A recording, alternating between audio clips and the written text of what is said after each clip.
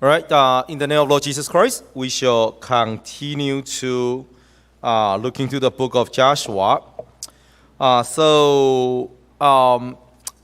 In the last class, we talked about the life of Rahab.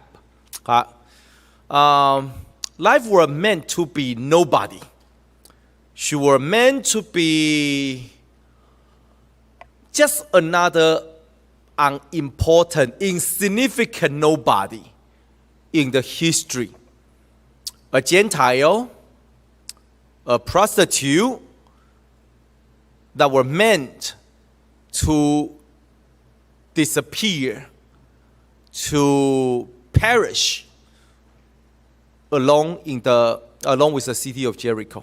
But one opportunity that she grabbed, and she was able to not only grab the opportunity, but also put out the price and able to last to the end.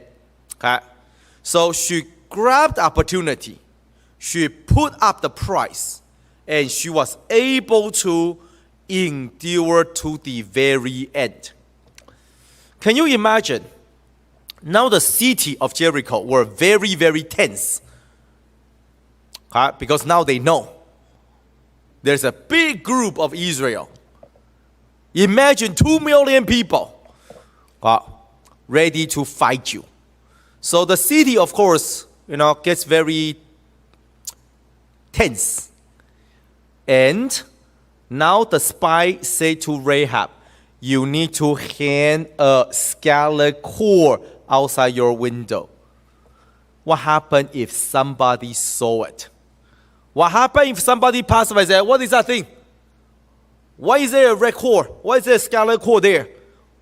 What is Rahab trying to do? And then they report to the king. So you have to remember, you have to know that every day having that scarlet cord hang on the window, every day is a risk. Every day, she needs to put up the risk in order to save her life and her family's life. So faith, our journey of faith, as we mentioned previously, if you think that you do not need to put up any price and you're still going to get everything you want, you can dream up because it never happened. Forget it. Forget it. Everything comes with a price. You just need to evaluate. You need to weigh it and ask yourself, what do you want? What do you want? You know that in student events, SSC or NYTS, in student events, we bug you about video games a lot. I bug you about video games a lot. Just to let you know, I am not that against video game. I used to play. I encourage my kids to play video game. I actually do. Because he doesn't like it. My kids is a bit different. I have to tell, play video game, please. So sad, right? I was like, what's wrong here? I guess something is not very right, but yeah. You know that I even went to the flea market. I went to the flea market searching through the junk piles and found a special Super Mario edition GameCube as a collective. So that I want to show my kid, I want to show my son, what was it like? What video game was it like? What Super Mario is like? Like, when like 20 years ago, like something like that. I don't mind. But the problem is, you can play video game, but please play with some brand. Brand is a good thing. Brand is a good thing. The reason I say that is you need to know when to do what. Prioritize. Prioritize. You probably heard this before. When I was working, I get to play video game in the company, in my office. And my boss would not say a word. I mean, he got angry because I did not invite him to join. But he's pretty bad. He suck. I mean, he's my supervisor. I mean, he's the owner of the company. He got angry when I was playing like online games with other managers. We all have our own office. So there was one day I forgot to close the curtain. And the next thing I know is that my boss was outside my office window and he was like looking what I was doing. Yep. And he came in angry. He's like, how come you didn't invite me? I was like, because you bad. You bad. Why? I just want to tell you, if you are able to do what you should do at this age, get your things done, put your things together. When you graduate, you get a good job. Like, if you get your things done, you play video game in the office, who cares? I mean, my boss doesn't care, and my pay is good. I mean, I get good pay. The company actually gave me a credit card and said, well, you can charge your personal purchase. Meal, only meal. All right? No computer, like no TV. But you can use that credit card, company credit card, for your personal meal. But I need to write a report. I don't need to write report about my work. I need to write report about what restaurant I went and what did I order, and if I think it's good or not. I need to give it to my boss, because my boss just like to eat. Yeah. So he told me that if I go on a business trip, he specifically told me that whenever I go on the business trip, that I pick up the rental car, I check in the hotel, I should go to the front counter and ask them, where is the best restaurant around this area? And I need to go and try it. And I need to come back with a report. Yeah, that's my life. So hard. The reason I say that to you, there's nothing for me. I mean, it's just a job. But I'm saying that if you get your things done correctly now, right? Like your schoolwork, you get your things done correctly, then you get to enjoy without any pressure from your parents or guilt feeling. If you are having a job that pays you $120,000 a year, and after you come home, you sit there, watch Pokemon, do you think that your parents will get really frustrated? They might, because that might be a mental problem there. But what I'm saying is, if you sacrifice a little bit now, you know what you should do right now. You play first, and then you pay the price for the rest of your life, or you sacrifice a little bit now, and then you get to enjoy whatever you want to do in the future. Brain is a good thing. Right? Brain is a good thing. But anyway, it's not in the Bible. So let's go back to Joshua. Let's talk about Joshua. So now we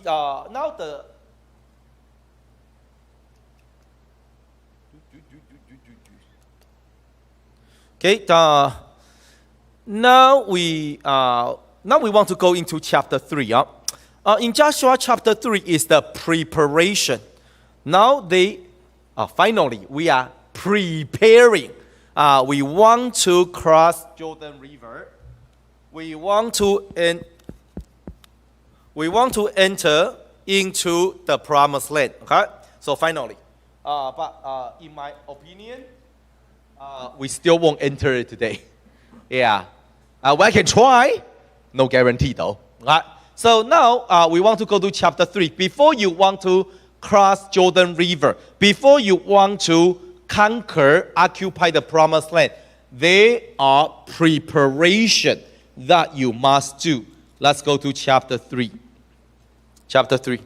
So what are the preparation if you want to conquer the land, if you want to be victorious? What are the requirements? Okay, let's go to chapter 3, verse 1. Now Joshua rose early in the morning, set out from Acacia Grove, and came to Jordan, he and all the children of Israel, and lodged there before they crossed over. So it was after 3 days that the officer went through the camp, and they command the people, saying, when you see the ark of the covenant of the Lord your God, and the priests, the Levites, bearing it, then you shall set out from your place to go after it. Yet there shall be a space between you and it, about 2,000 cubits by measure. Do not come near it, that you may know the way by which you must go, for you have not passed this way before. Okay, so you know what, in here, now they are finally ready. Finally ready. Now they need to put themselves together, get their gear all prepared. Now they are ready to cross Jordan River. But in order to cross Jordan River, there are a few requirements. Okay? Then here, Joshua said to them, according to the command of the Lord, that you need to get out of your place. Okay? So right now, they camp at Acacia Grove by the Jordan River. They settle there. They pitch the tent. They got their gear out. All right? They have been cooking, eating, living, sleeping in this tent, in this area for a while. For a while. And now the Lord said to them, if you want to cross Jordan River, if you want to enter the promised land, you need to get out.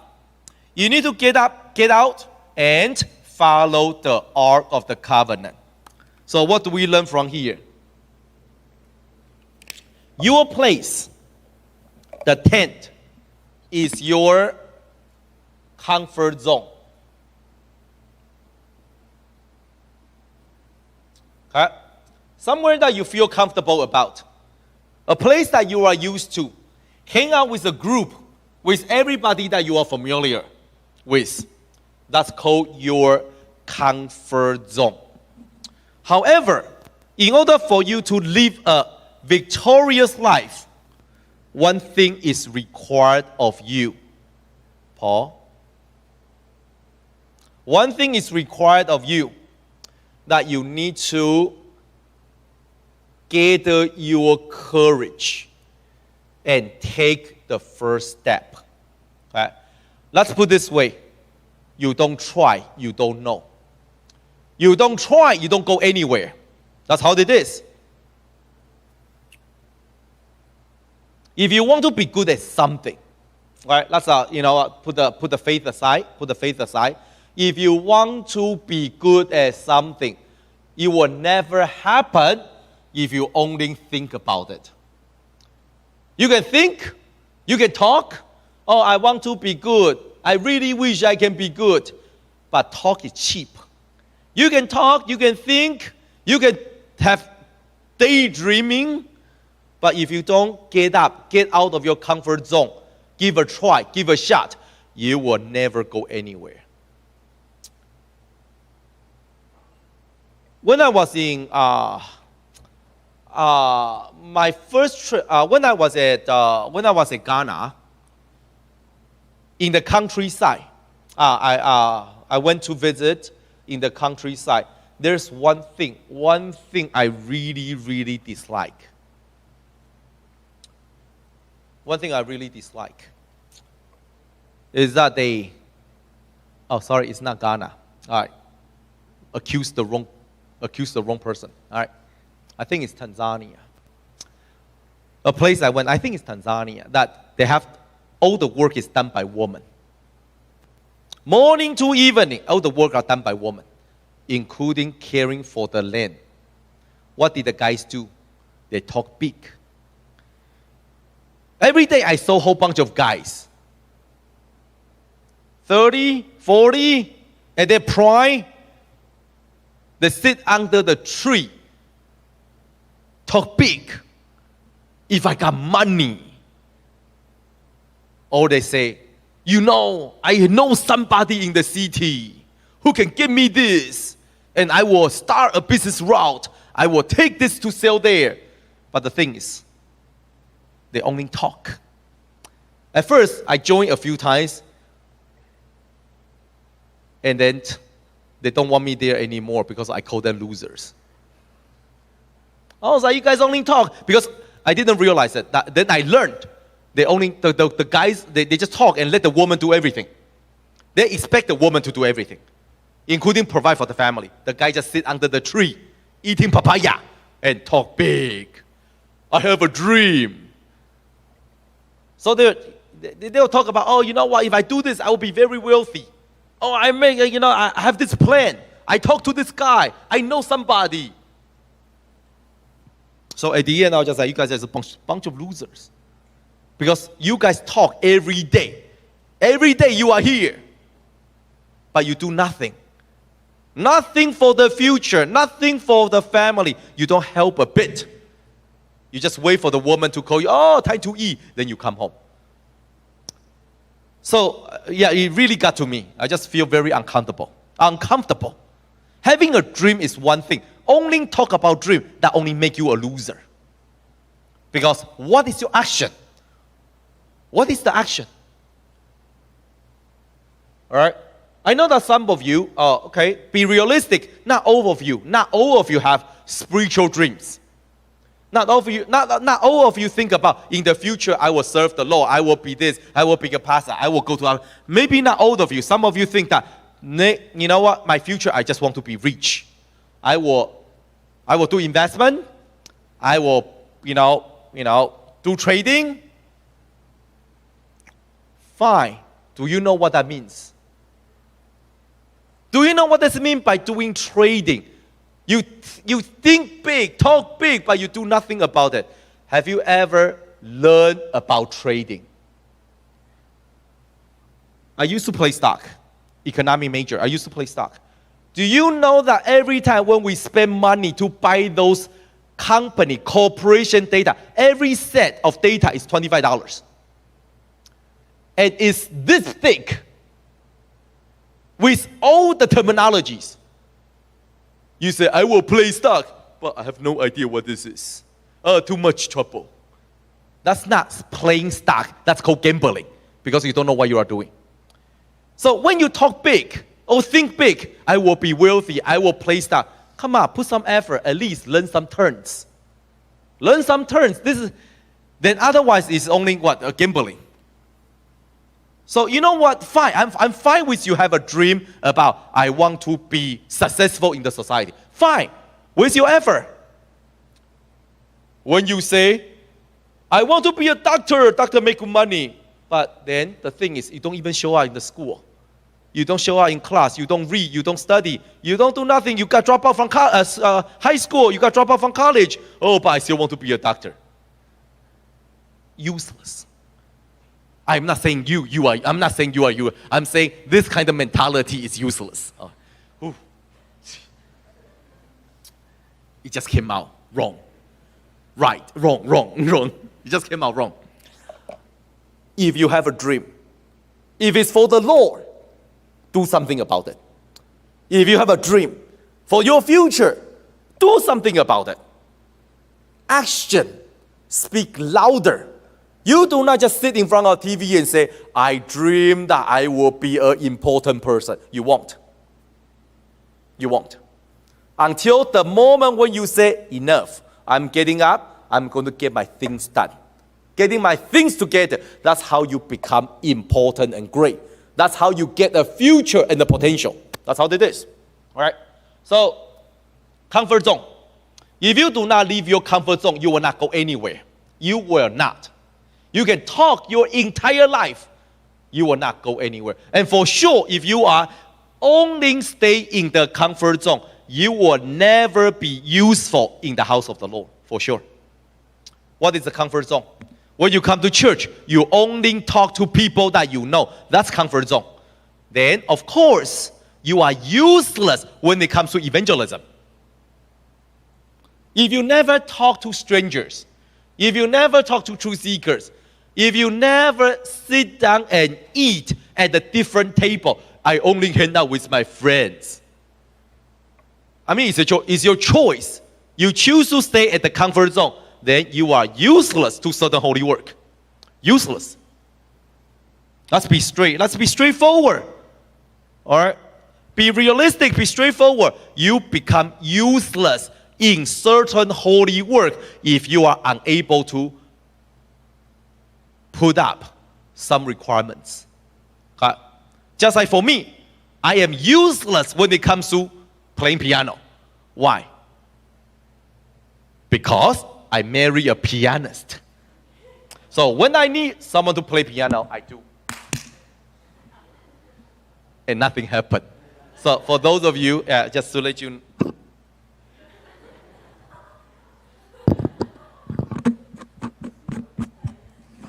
no, that's not a punishment from God, okay? Seriously, I tried. I didn't try it. Yeah, I was just joking with my wife. I was like, you know what? What's the big deal? I don't play piano, so what? I marry a pianist. So if I need someone to play piano,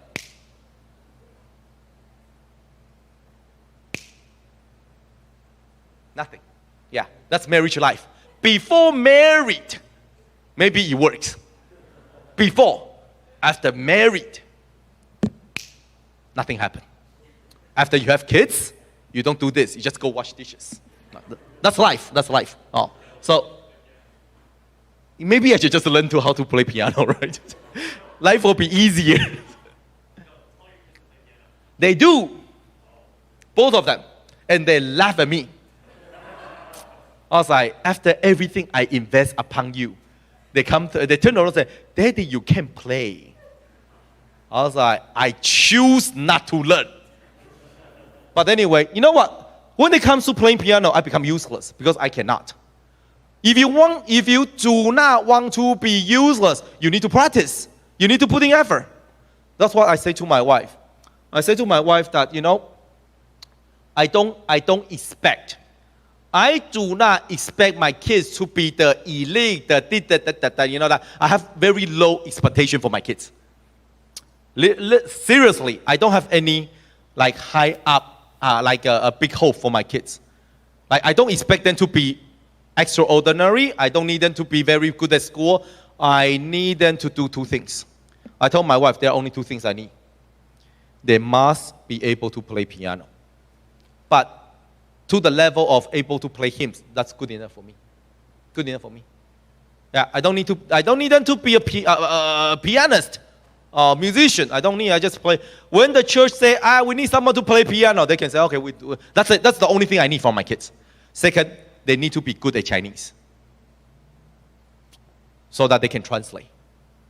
I need their Chinese to be good to the level that they are able to interpret. That's the only two things I want from my kids. Other than that, the rest is for them to decide. Okay? My daughter says she wants to be a teacher. I said, why? But my son said he wants to be a zoologist. I say, that's good. Yeah. I like animal. I just like animal. Yeah. Yeah. So but the thing is, if you want to do something, if you do not get up and get it done, nothing will happen for you. Okay? So number one, in order to cross Jordan River, God say to them, get up, get out from your tent, get away from your comfort zone, pack up. So we are entering into the new land, a new territory, and that territory shall be your home. But you need to get up. Okay? So that's number one. And number two, let's go back to chapter 3.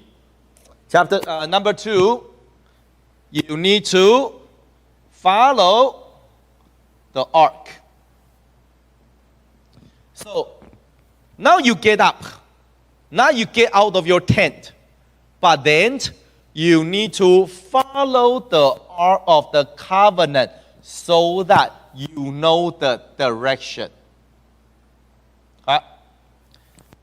So earlier we said you can have your dream.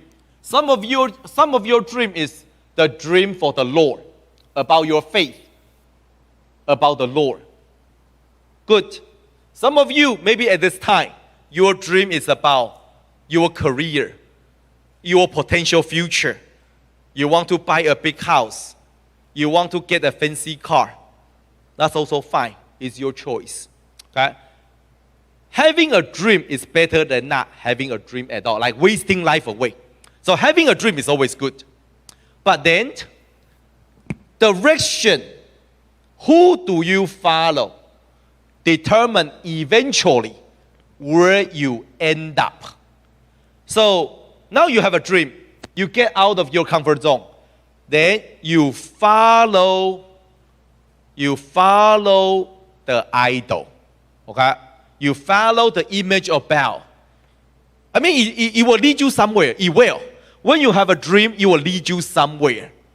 But it leads you to a different destination. You follow Moabites, it leads you to Baal. You followed Egyptian, it leads you back to the land of slavery. So every dream, every journey depends on what you follow. It leads you to a different destination. Okay? So having a dream about the world, you want to have a good career, nothing wrong with that. Nothing wrong with that. You want to have a good life, good career, good family. Okay, what's wrong with that? Nothing wrong with that. But in the entirety of your life, in your journey of life, what is the direction that you follow? Okay. Or shall we say, what is the meaning of your life other than being rich? Okay. Other than that, what is the meaning of your life? So follow the ark will lead you to the shore of Jordan. When you come to the shore of Jordan, you get to see how God opened the river for you. But if you did not follow the ark, you decide to take any direction you want, then you don't get to see it. You do not get to see it. Right? So number 2, you need to follow the ark. But remember, the Bible specifically says a very unique requirement. In verse 4, don't get too close. Here it says that do not come near it. This is a very unique request. Very often when we talk about drawing near to God, drawing closer to God, we always say what? The closer the better, right? So that's why in here, like, oh Lord, I want to draw closer to you. Embrace me. You know, you want to get as close as possible. Right? That's what we think. But the Bible says, nah, don't get too close. Can you keep away a little bit? Keep away. Don't get too close. That the Lord say to the people, don't you get too close to the Ark of the Covenant. The Bible gave us the reason. The Bible says that don't get too close because you do not know where you are going. That's very weird. That's very, very weird. According to the Lord, if you get too close to the Ark of Covenant, then you will lose your direction. That's very, very weird. The Lord said, now the way that you are taking, you've never been there before. You don't know how to get there. So you need to stay away from the ark in order to see the way that you are taking. But what does it mean? The Bible never gives us something very, very solid about the teaching. Why you should follow the ark, but not too close. The Bible never gave us exact the reason. But in my opinion, I think the Lord is trying to tell us, you shall have faith. You shall follow Him closely, but you shall not allow your faith to be overtaken by emotion. fanatic, going crazy, become an extremist. Sometimes on the news, you see that all those people who are crazy about their faith, they become what? Human bomb, right? That they took they jacket a bomb, they boom, and then many people die. But they think that they are being very fervent. They think that they are extremely close to their faith. But in our eyes, they were just crazy. So I think being zealous for the Lord is good, but never lose your rationality. Do not go crazy.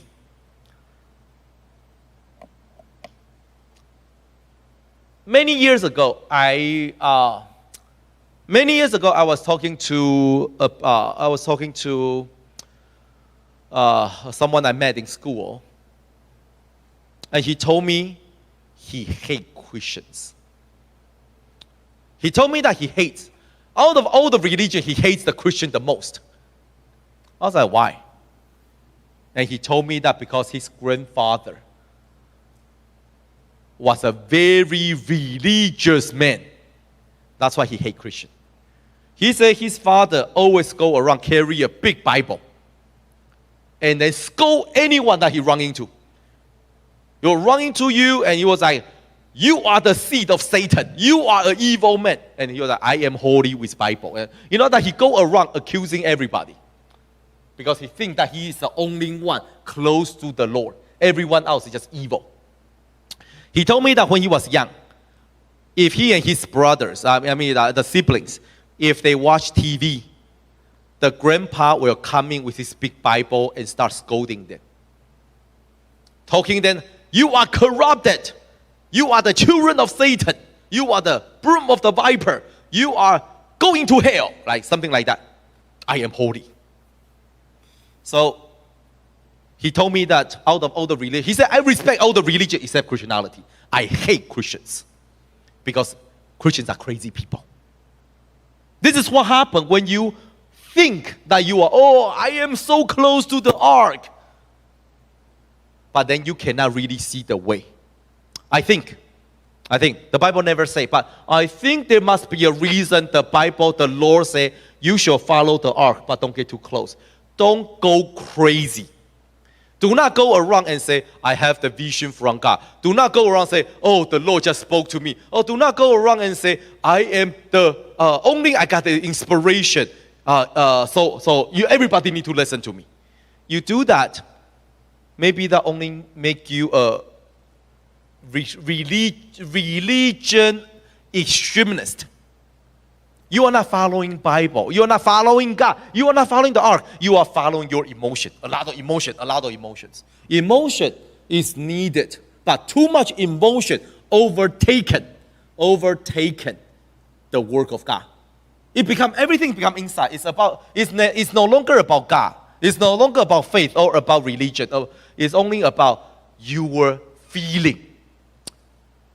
So yes, you shall follow the ark of the covenant, but you follow it with rationality.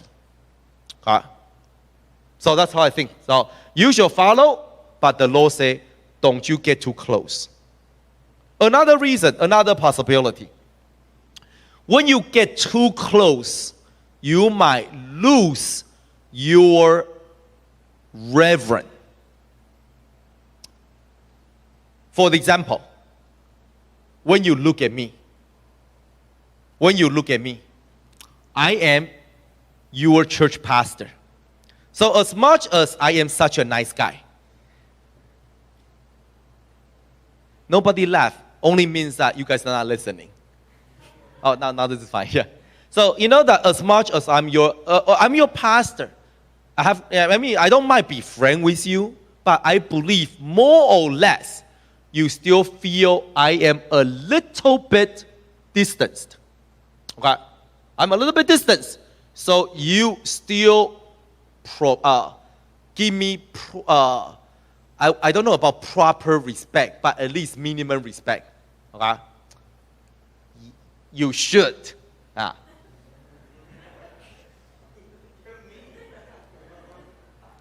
So, what I'm trying to say is,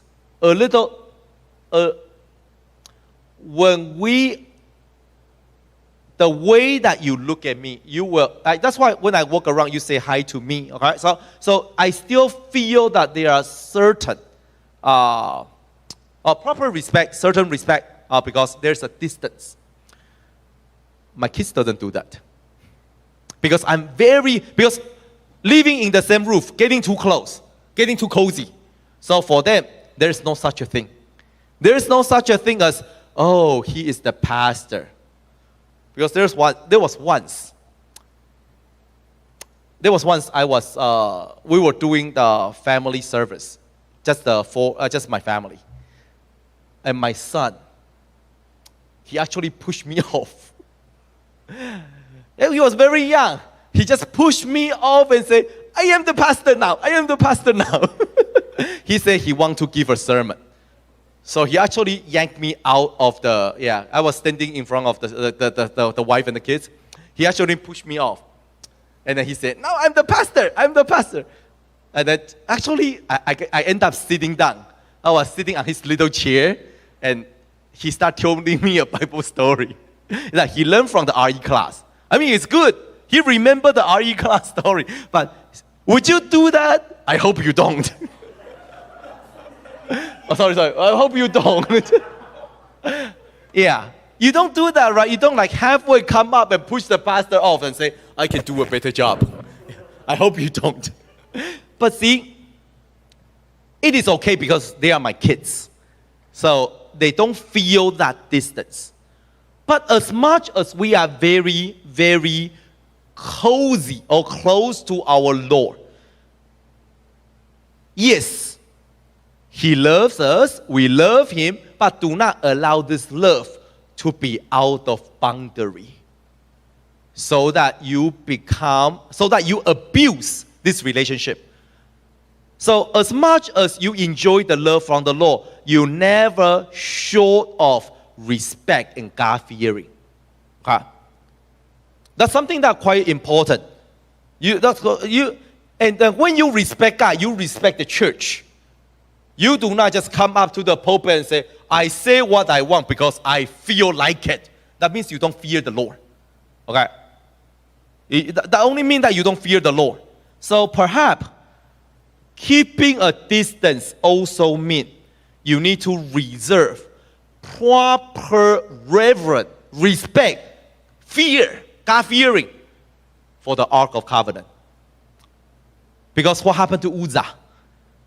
As we know that King David brought in the Ark of Covenant, and Uzzah was like, it's about to fall. He just pushed it back. He touched it, he died. Why? Sometimes you feel, unfair, right? He was just trying to help. What we see is he has no reverence to the Ark of the Covenant. Why? Maybe because the Ark of Covenant has been sitting there in his house for all these years. It has been in his house more than 20 years. So Uzzah probably grew up seeing the Ark of Covenant. At first, wow, the Ark of Covenant. After a few years, just a box. So at that time, maybe after all those years, like more than 20 years, he never see a miracle from that Ark of Covenant. He never see, oh, no lie, angel did not come down. At first, maybe reverent. But after he got used to it, just sitting there, do nothing, just a box. Fine. He finally get to see the miracle from the Ark of the Covenant. And the miracle killed him. Right? Lacking of reverence. So perhaps, as much as we want to draw near to God, never abuse that relationship so that you lose the fear of the Lord. You do not revere, lacking of reverence to the house of the Lord. That's another thing that we need to keep in mind. Tomorrow, we will cross Jordan. I promise you. Okay, let's all kneel down and pray.